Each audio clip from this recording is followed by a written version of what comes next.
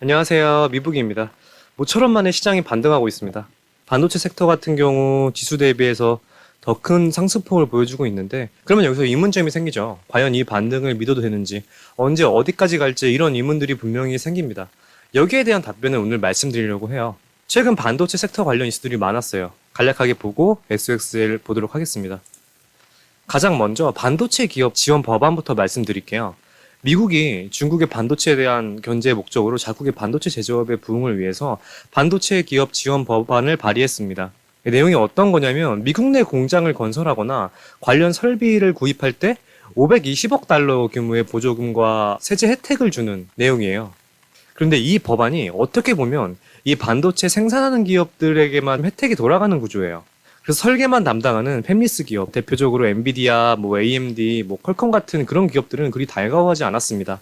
그런데 이 법안이 공화당과 민주당에서 모두 찬성하고 AMD도 최근에 대승적인 차원에서 지지 의사를 밝혀서 통과가 유력한 상황이에요. 이 법안이 통과가 되면 당연히 반도체 기업들은 호재니까 어떻게 됐는지 지켜보셔야 됩니다. 낸시 펠로시 하원의장과 관련된 이슈도 있었어요.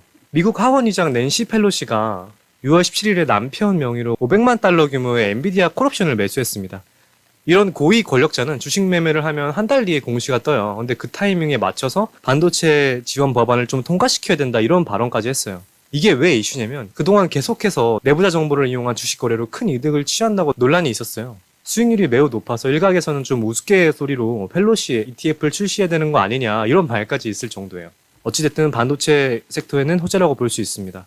그리고 여기 보시면 주요 반도체 기업 실적 발표 제가 적어놨는데 굉장히 중요합니다. 그동안 최악을 가정하면 엄청난 주가의 폭락이 있었어요. 마이크론 실적 발표만 보셔도 아실 거예요. 적어도 반도체 섹터가 진짜 반등을 하기 위해서는 실적은 무조건 뒷받침되어야 하니까 주요 반도체 기업들 실적 발표 유의 깊게 모니터링 하겠습니다.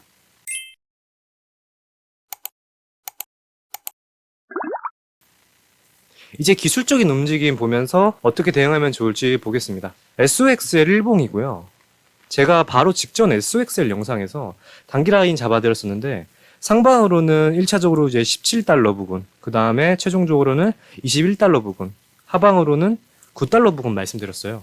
지금 정확하게 1차 저항 라인 17달러 부근에 위치하고 있습니다. 자, 그럼 여기서 1차 저항 라인에 도달했으니까 팔아야 하는지 아니면 홀딩해야 하는지 이런 고민이 좀 되실 거예요. 정말 어렵게 생각하실 거 하나도 없습니다.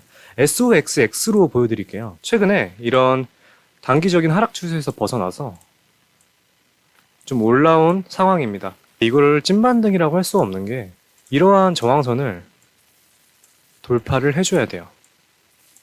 그리고 최종적으로 이 중기 추세를 돌파를 해줘야 그때야 비로소 찐반등했다고 할 수가 있습니다. 하방 추세에서 벗어난 거니까요.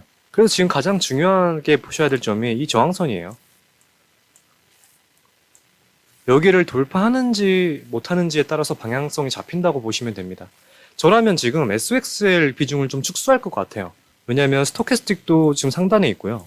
하방으로 전환할 가능성이 있기 때문에 무작정 홀딩하기보다는 비중 축소 이후에 여기를 뚫는지 좀 지켜볼 것 같습니다.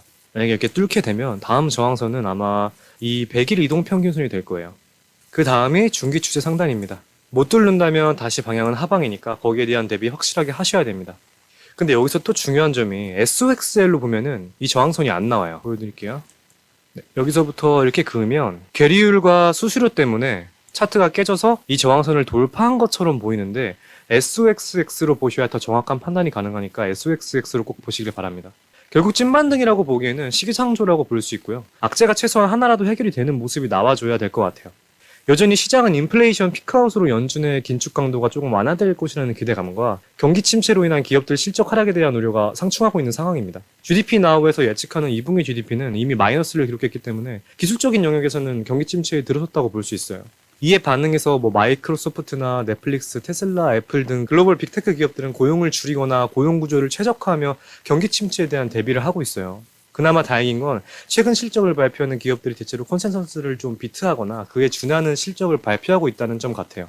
물론 컨센서스 자체가 최악을 예상해서 그만큼 낮게 측정된 것도 있지만 지금까지 발표된 기업들을 보면 정말 최악이라고 할 정도의 수준은 아니라고 할 수 있습니다. 그걸 시장이 그나마 긍정적으로 보고 있는 것 같아요. 그래서 앞으로의 실적 발표 역시 중요합니다.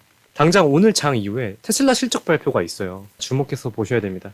정말 찐 반등이 나오기 위해서는 빅테크 기업들이 선방을 해주는 가운데 인플레이션이 좀 잡히는 상황이 나와야 돼요. 계속해서 주요 기업들 실적과 인플레이션 데이터 모니터링하면서 시장 상황에 맞춰서 대응하겠습니다.